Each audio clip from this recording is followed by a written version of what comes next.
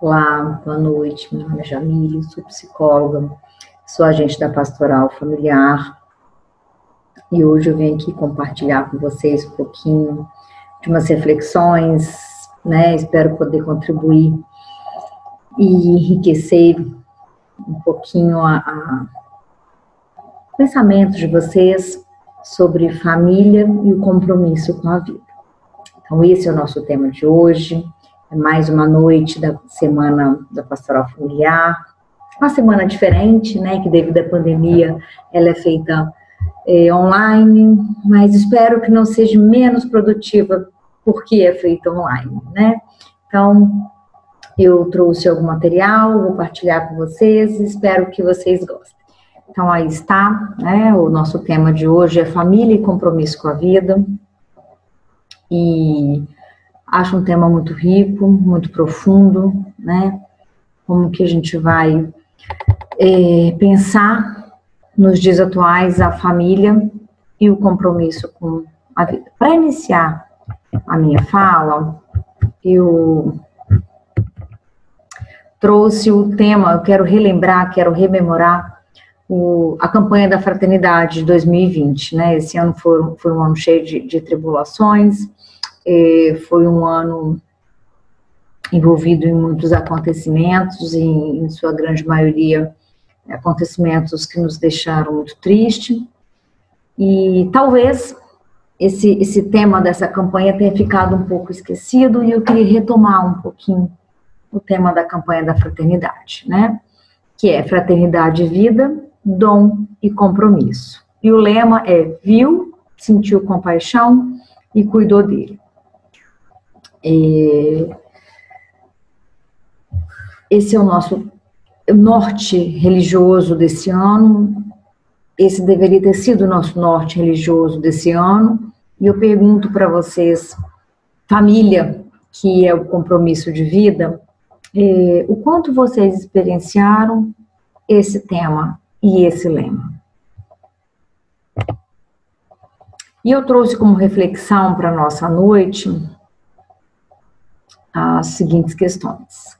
Como pensar a família cristã como compromisso com a vida? O que o tema de hoje tem em comum com a campanha da fraternidade? Vamos lá, vamos então refletir junto, né? Quando a gente fala em família cristã, de que família que a gente está falando, né? Quando a gente fala da família cristã, a gente está falando de uma família que se cuida, que se preserva. E aqui eu quero ampliar o conceito de família e acolher todas as famílias multifacetadas, né? Hoje a gente tem uma realidade social onde a família é mãe e filho, pai e filho, segundo as uniões, às vezes são os avós que cuidam dessas crianças, enfim, não importa a configuração que a sua família tenha, mas como vamos pensar nessa família cristã, nessa família que tem como base o suporte, o apoio, o afeto, ou nessa família que deveria ter como base os afetos, o suporte, o colo, o aconchego e a simplicidade e a humildade da manjedoura. Será que nós estamos praticando essa simplicidade? Será que nós estamos praticando o compromisso com a vida? Né? A gente tem lá o tema da campanha que fala de doação, que fala de compaixão, que fala de altruísmo, né? De zelo pelo outro. E quando a gente pega a nossa sociedade do jeito que está hoje, né? Será que a gente tem, de fato, cuidado das nossas famílias? Será que a gente tem, de fato, zelado pelas nossas famílias?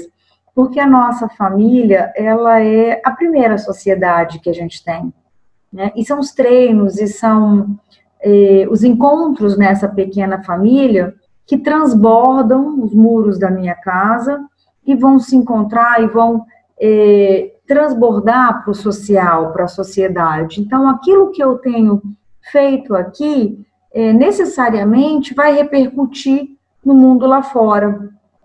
E dentro de uma visão mais ampliada disso, eu não consigo imaginar a pequena família dissociada da grande sociedade, né? Ou eu chamaria aqui de uma grande família. Então, se a gente voltar lá no nosso tema, fraternidade e vida, dom e compromisso. Fraternidade e vida, dom e compromisso. Eu posso fazer uma analogia com a família e o compromisso com a vida, porque é nesse núcleo familiar que a gente vai construir o sujeito, é nesse núcleo familiar que nós estamos construindo uma vida, né? E como é que está sendo criada essa vida? Que qualidade está sendo dada nessa vida? Eu tenho amado os meus filhos, eu tenho respeitado os meus filhos, eu tenho tido compaixão dos meus filhos, eu tenho aprendido a me amar, eu tenho me cuidado, eu tenho compaixão por mim, e não de uma forma soberba, de uma forma assim, eu preciso e o outro não, mas me pensar num ser existente, atuante, que também precisa de cuidados. Ou eu tenho deixado a rotina, o trabalho, a pandemia, o que quer que seja, consumir a minha presença na minha casa, né? Tenho deixado esse externo ou superficial consumir a minha essência e me transformar num ser que eu não sou. Se eu me transformo num ser produzido pelo social, pelo sistema que gere essa sociedade, logo perco a minha essência. Se eu perco a minha essência, eu não consigo dizer para o meu filho que realmente eu o amo, porque ele não vai crer. Ele não vai conseguir sentir em mim a existência, porque a minha existência vai estar pautada no mundo externo, no mundo das aparências. E quando está pautada no mundo das aparências, eu me perco e eu não sou honesta comigo mesma. E quando eu não sou honesta comigo mesma e quando eu me perco no mundo das vaidades, né, e qualquer que sejam as vaidades, que seja física, que seja financeira, que seja, enfim, todos os tipos de vaidade, eu não consigo me comprometer com a compaixão. Eu não consigo cuidar como, de fato, o meu próximo precisa. O meu próximo, bem próximo, né, no caso aqui da minha família nuclear, da minha primeira sociedade, e o meu próximo da minha grande família, na minha família social. Eu achei esse tema da campanha muito belo e muito pertinente para o momento de hoje, porque eu, como mãe, né, tenho 3 filhos, trabalho fora, trabalho dentro, vejo como é difícil mesmo lidar com essa rotina, como é difícil lidar com a multiplicidade de desejos, vou chamar de tentações que me acometem, né?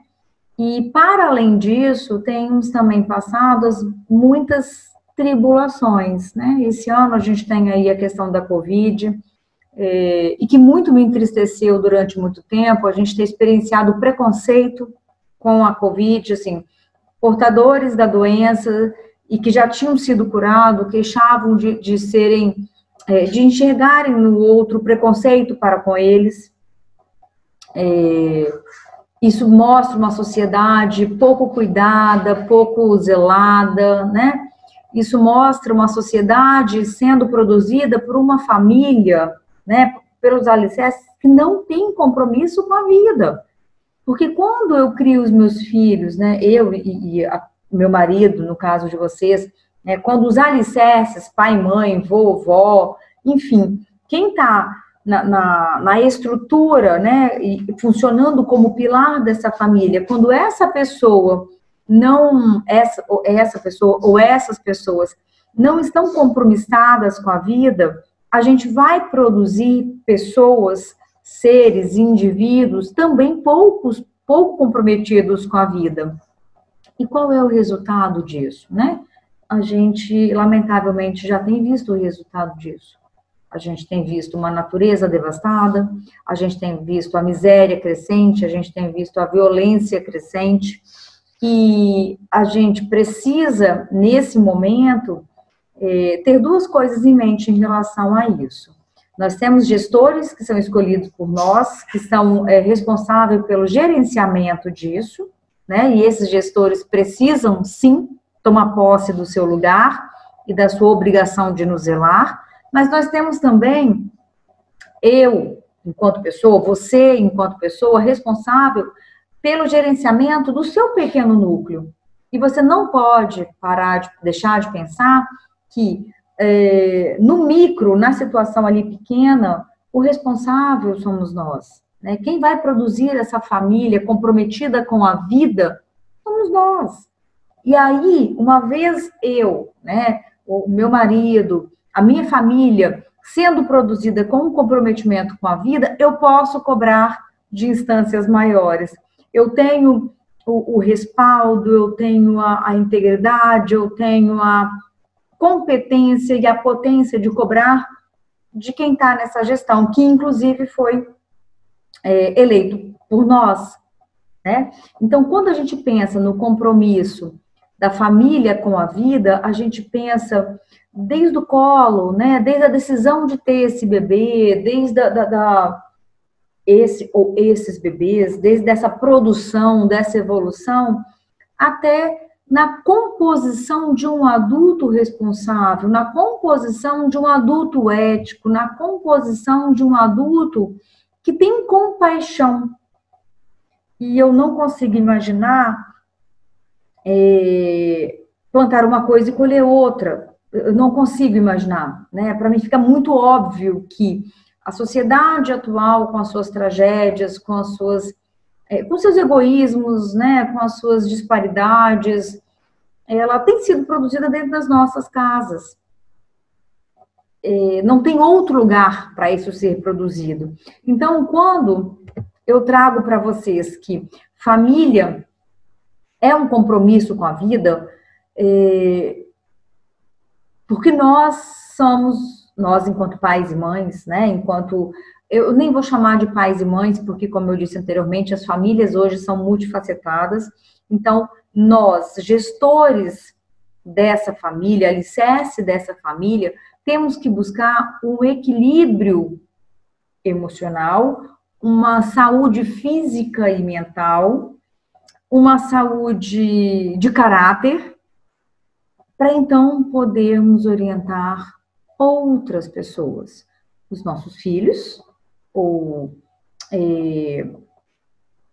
aquele por quem eu tenho a tutela, né, neto, sobrinho, afilhado, enfim, enteado, enfim, para que eu possa orientar também os menos favorecidos. E aí os menos favorecidos, aqui eu vou ampliar, não são só os menos favorecidos financeiramente, porque tem muitas pessoas que são abastadas financeiramente, mas são miseráveis de alma.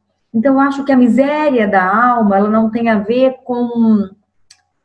só com padrão social, com quem tem mais ou quem tem menos, né? Podemos ser miseráveis de alma em qualquer setor da instância social, né? Da hierarquia ou de qualquer coisa que seja. Então, hoje eu gostaria muito, assim, eu queria muito trabalhar com vocês essa questão da compaixão, essa questão do compromisso com a vida em sua plenitude, né?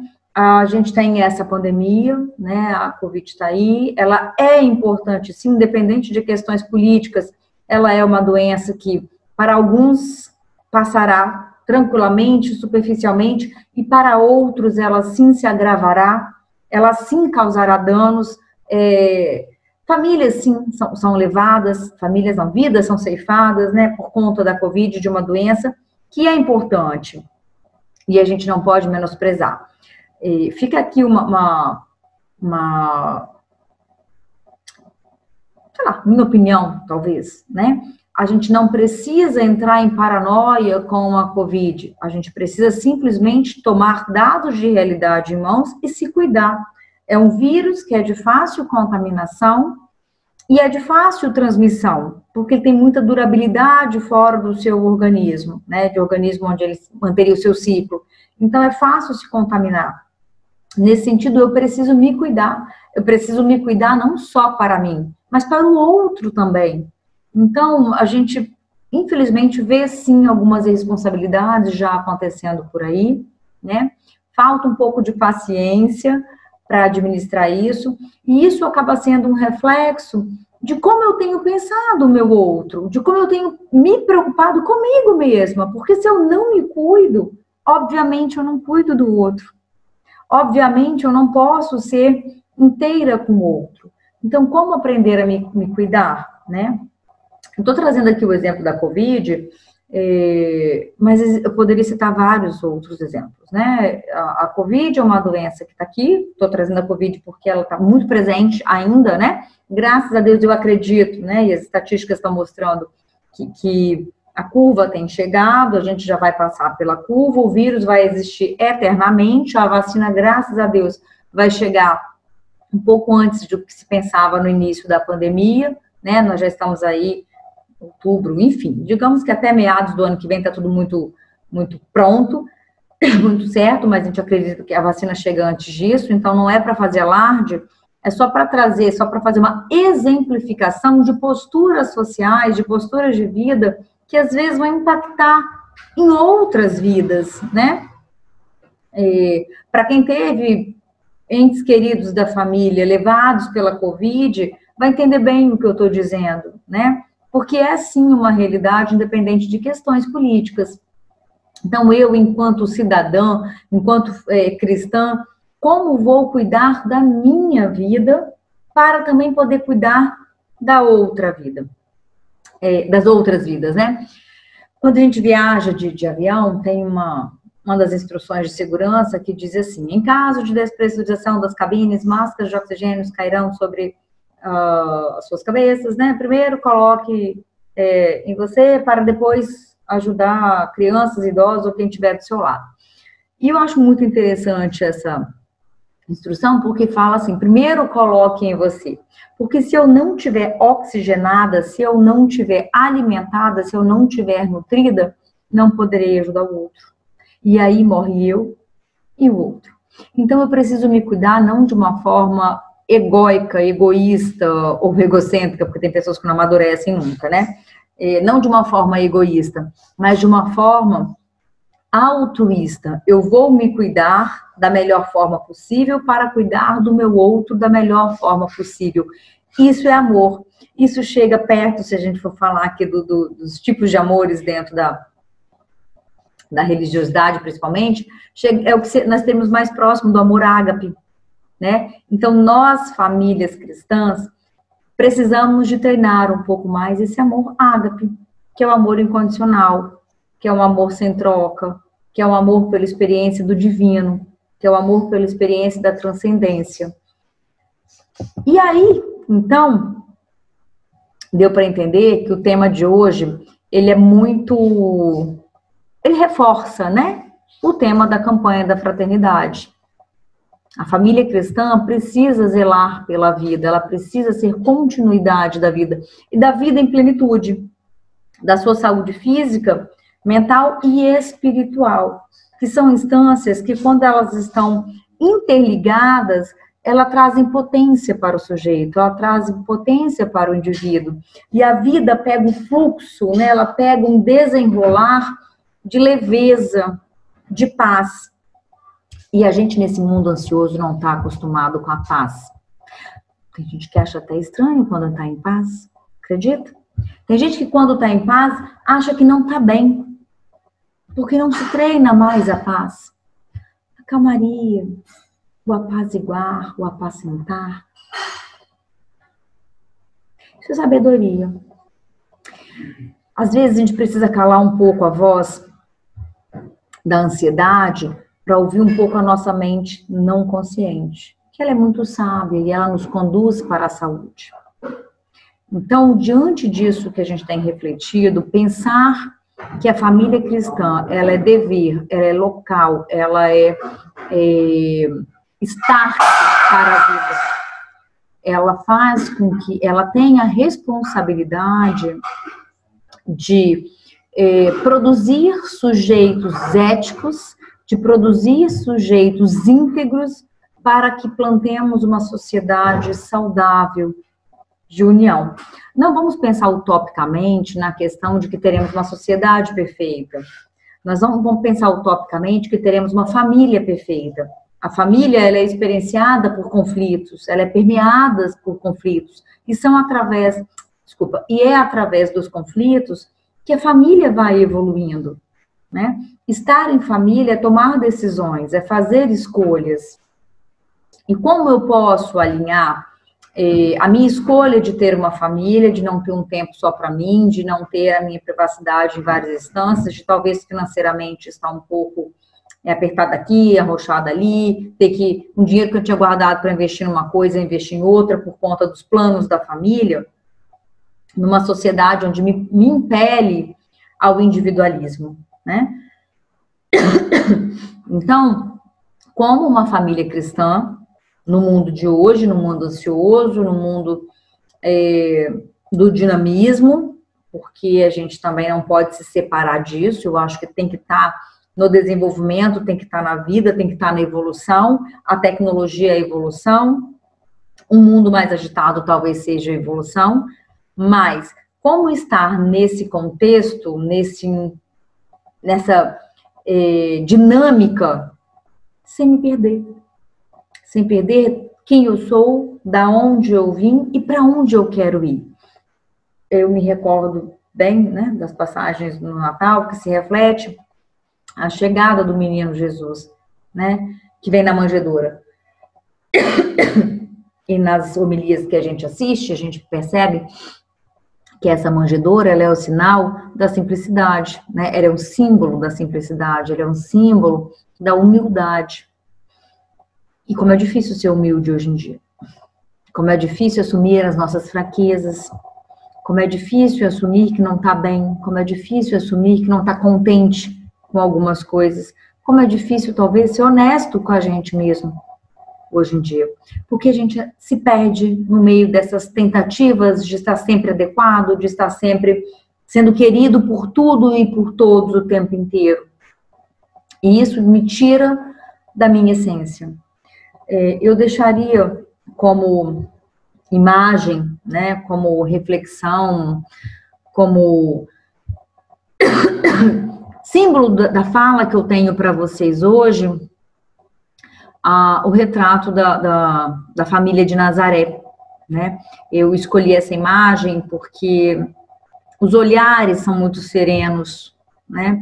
Eu vejo uma mãe zelosa, é o que eu estou vendo, tá? De repente vocês verão outras coisas, mas eu preciso partilhar com vocês a minha experiência com essa foto.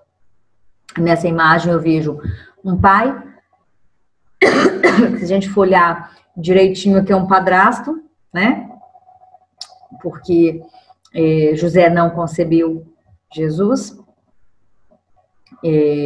não concebeu não, né? Ele não, Maria era Virgem Maria, Jesus veio de um desejo divino, então José, ele é um participante ativo nessa família, mas ele não é o pai biológico de Jesus, né? Falávamos há pouco das famílias multifacetadas, mas olha o carinho, olha o cuidado de uma família que sobreviveu em meio a muita simplicidade, a muitos desafios. Imagine quantos conflitos essa família não teve, desde da gravidez de Maria, desde quando Maria se descobre grávida, de uma forma não convencional, e se questiona, e se pergunta, e se assusta, e se amedronta, né? E tem medo do novo, e tem medo do que vai ser, do que está por vir.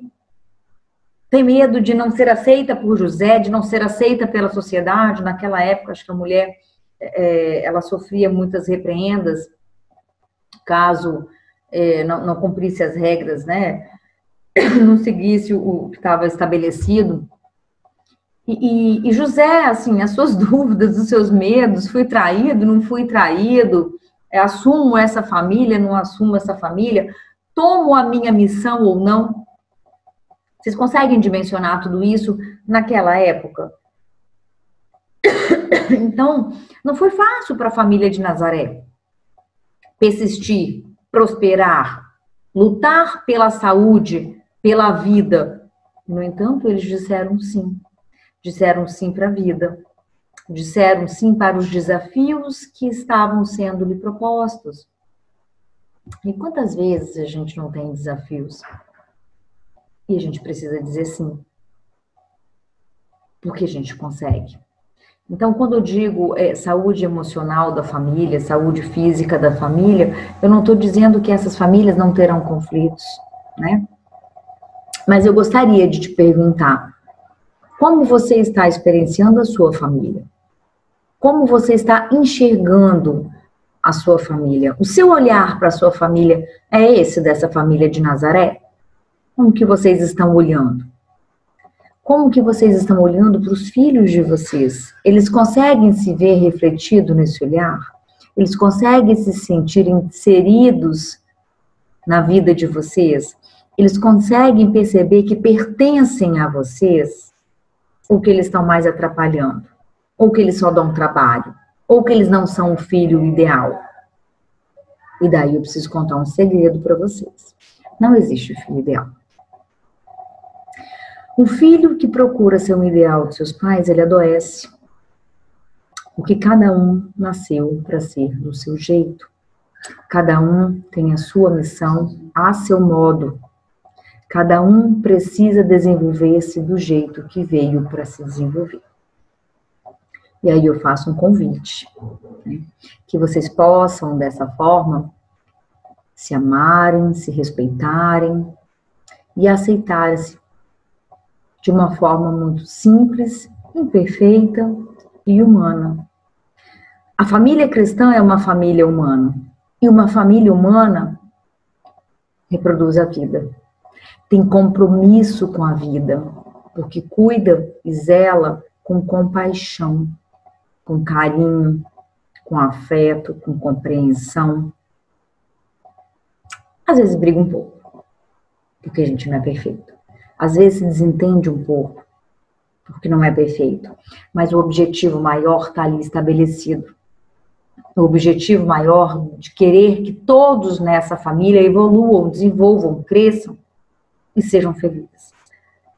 E nesse sentido, se eu quero que a minha família cresça, evolua e se desenvolva, eu quero que o meu vizinho cresça e se desenvolva, eu quero que a tia que vende a mentirinha aqui em casa cresça e se desenvolva, eu quero ajudar aquela pessoa que tem menos do que eu quero ajudar aquela pessoa que precisa do meu olhar de parceria, de compaixão, não de dó.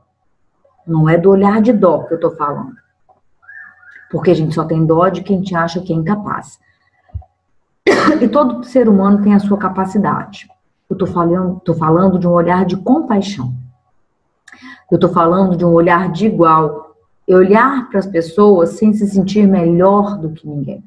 É olhar para aquela pessoa que naquele momento está numa situação pior do que a sua, não só financeiramente, às vezes até espiritualmente, né? Às vezes emocionalmente, por isso às vezes tem comportamentos que a gente rejeitaria, é para olhar para essa pessoa com compaixão e não com dó, porque se você olha com dó, você transforma essa pessoa nessa coisa que você está vendo, e daí ela não sai disso. E a ideia agora é transmitir uma energia de evolução para todos. E aí, outra pergunta, né? Quais ações vocês estão tendo agora para honrar com seu compromisso com a vida? Com a vida ficou junto ali, né? Com a vida. Escrevi errado, esqueci de separar. Mas, enfim, a reflexão continua. Quais ações vocês estão tendo hoje, ou vão passar a ter a partir de hoje, para honrar com seu compromisso com a vida? Com a sua vida e com a de quem está perto de você. Como eu posso plantar? Como eu posso ser agente de uma boa colheita? Como eu posso semear a vida? Eu fico curiosa para saber quais respostas vocês me dariam. E não me surpreenderia em observar que muitas respostas seriam parecidas. A questão é, o que vocês precisam então para começar a fazer? O que vocês precisam para se libertar e começar a serem agentes ou permanecerem sendo agentes ou melhorarem as suas ações enquanto agentes de compromisso com a vida. Essa é a minha família, sou apaixonada na minha família, meus filhos são lindos, como vocês podem ver, brincadeiras à parte, gente, eu sou realmente muito orgulhosa da minha família. Óbvio que eu peguei uma foto onde estava todo mundo arrumado, porque aqui tinha muitas fotos, todo mundo muito esquisito, gostaria muito de colocar para vocês verem, porque aquela seria minha família de verdade, mas acho que as crianças vão ficar muito contentes com isso. Então, escolhi essa foto, gosto muito dessa foto, e eu só trouxe essa foto para que vocês entendessem que somos todos iguais, famílias assim, né? Uns vão achar bonitos, outros vão achar feios, uns vão achar com cara de legal, outros vão achar com cara de esquisita, e é isso. E a vida humana é assim, simples assim. Boa ou ruim, com conflito ou sem conflito, mas a vida é sempre um dom e sempre vale a pena viver. E sempre vale a pena plantar para colher. E eu estou colhendo os frutos dessa moçada crescida. Acho que são felizes, acho que sim, que são felizes. E desejo de coração que todos vocês possam plantar seres humanos dignos, com compaixão, e pertencentes à humanidade também digna e com compaixão. Gratidão a todos, obrigada por tudo. Acabei não deixando o meu contato, mas se precisar é só entrar em contato com a Matriz, eles têm o meu contato. Grande abraço a todos e uma boa noite. Fiquem bem.